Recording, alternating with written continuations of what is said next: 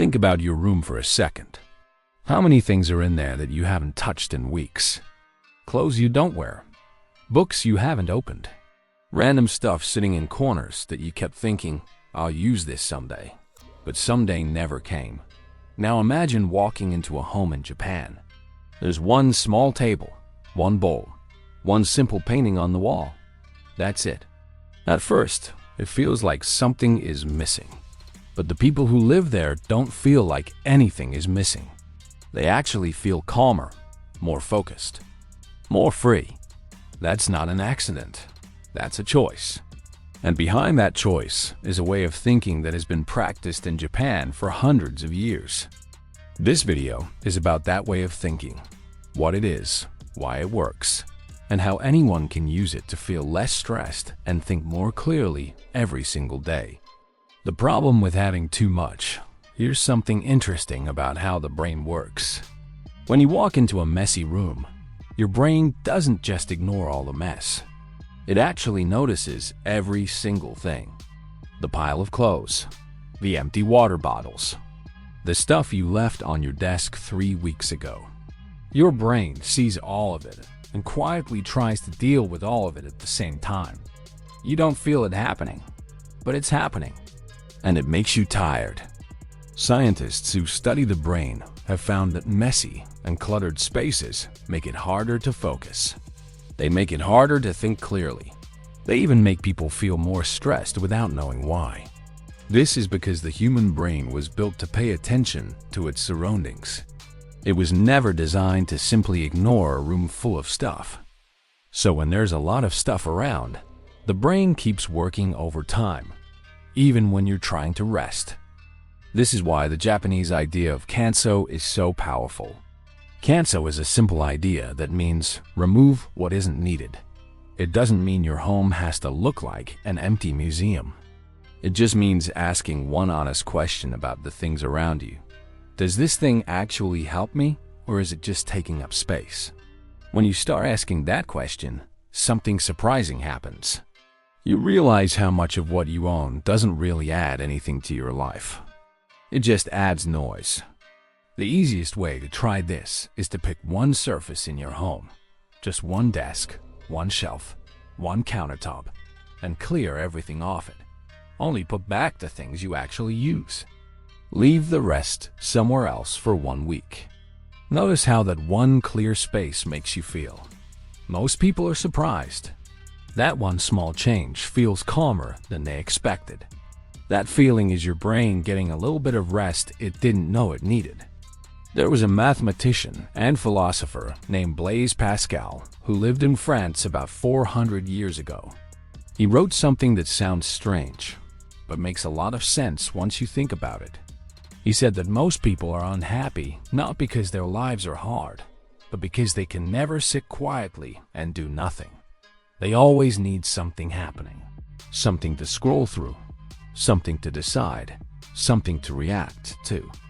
Pascal wrote that before the internet existed, before phones, before streaming services and online shopping and 100 apps all asking for your attention at once. And yet what he described is more true today than it has ever been. Here's why this matters. Every time you make a choice, even a tiny one like what to eat for breakfast or what to watch on TV, your brain uses a little bit of energy. That energy is real, and it runs out.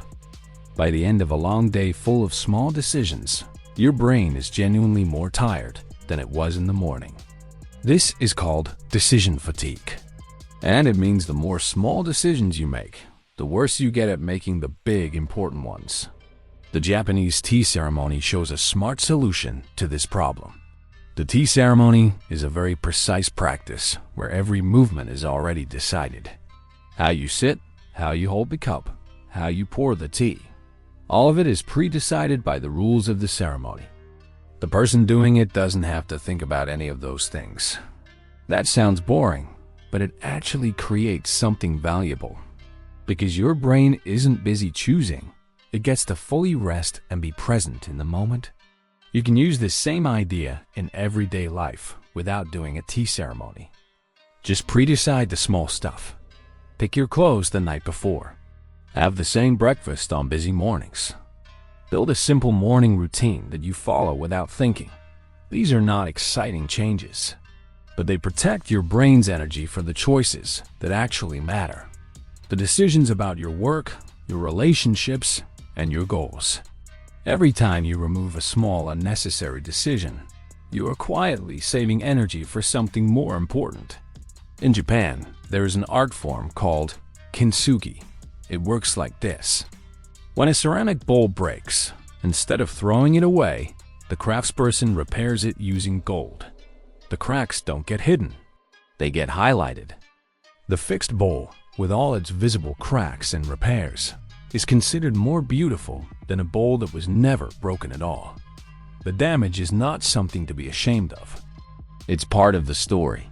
This idea comes from a bigger Japanese philosophy called Wabi-sabi, which basically means that nothing in life is perfect, nothing lasts forever, and that is actually okay. More than okay. It's beautiful. The worn wooden table, the faded paint, the rough edges. These things are not failures. They are signs of real life being lived. Now think about how many times you have stopped yourself from starting something because you were afraid it wouldn't be good enough. You didn't start the project because you weren't ready. You didn't write the thing because you didn't know how to make it perfect. You didn't try because you didn't want to fail. That feeling has a name. It's called perfectionism. And while it sounds like a high standard, it actually works more like a trap.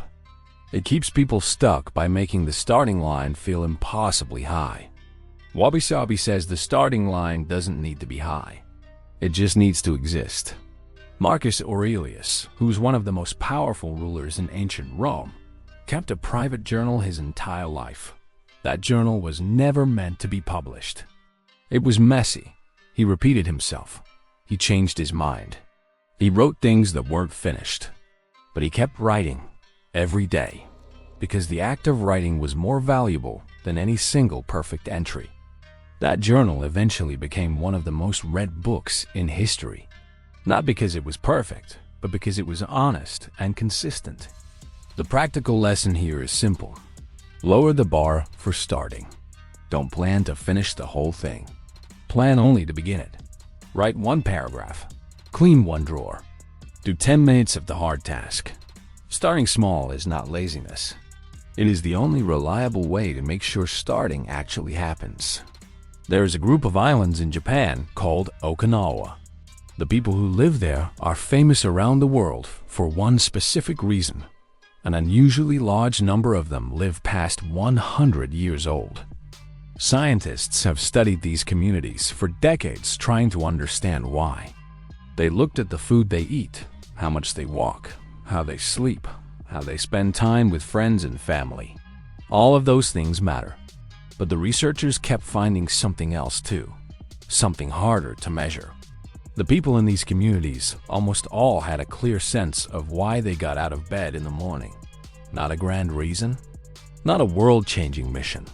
Sometimes it was as simple as tending a garden, teaching children something, making a good meal for people they loved. In Japanese, this feeling has a name, Ikigai. It roughly translates to your reason for being, but it doesn't need to be dramatic. It just needs to be real. Science supports this more than most people realize. Studies on the brain have found that people who feel a clear sense of purpose handle stress better, stay healthier longer, and think more clearly as they get older. Purpose isn't just a nice feeling. It physically changes how the brain responds to hard situations. The reason this matters for simplifying life is this. When you know what genuinely matters to you, choosing becomes much easier. You stop trying to do everything. You stop feeling like you're missing out on every opportunity. You have a filter. A filter is one of the most powerful tools a person can have in a world that is constantly offering more things to want. More things to buy, more things to chase. You don't need a long retreat or a life-changing moment to find your Ikigai. You just need to ask a few honest questions. What are you actually good at? What do you genuinely enjoy? What feels meaningful to you when you do it? What could you be paid or supported to do? The place where those four things overlap, even roughly, is a direction worth moving toward. And having a direction, even a simple one, makes the rest of life feel dramatically less overwhelming. Every single idea in this video points toward the same thing. The Japanese home with almost nothing in it isn't about suffering or going without. It's about making what's actually there visible. When you remove the clutter, you can finally see the things that matter. When you stop wasting energy on tiny, meaningless decisions, you have real energy left for the ones that count. When you stop demanding perfection before you begin, you actually begin. And when you have even a rough sense of what matters to you, the endless noise of modern life gets quieter. The brain, on its own, will try to pay attention to everything. Every notification, every option, every worry, every comparison with other people. This isn't a flaw. It's just how the brain was built. But your life can be arranged so that the brain has less unnecessary noise to deal with. That's what all of these Japanese ideas are really about. Not owning less for the sake of owning less. Thinking more clearly by removing what gets in the way of thinking clearly. You don't have to do all of this at once. You don't have to become a different person overnight. Pick just one thing from this video. Clear one surface. Pre-decide one part of your morning. Lower the bar for starting one thing you've been putting off. Or spend 10 quiet minutes thinking about what actually matters to you. One small change, done consistently, does more than a big dramatic change that lasts 3 days. The people of Okinawa didn't live long because they had a complicated system. They lived long because they kept doing simple things every single day for their entire lives. That's the whole secret. It really is that simple. Thank you for watching. If this was helpful, consider subscribing for more strategies on focus, discipline, and building a life that actually works for you.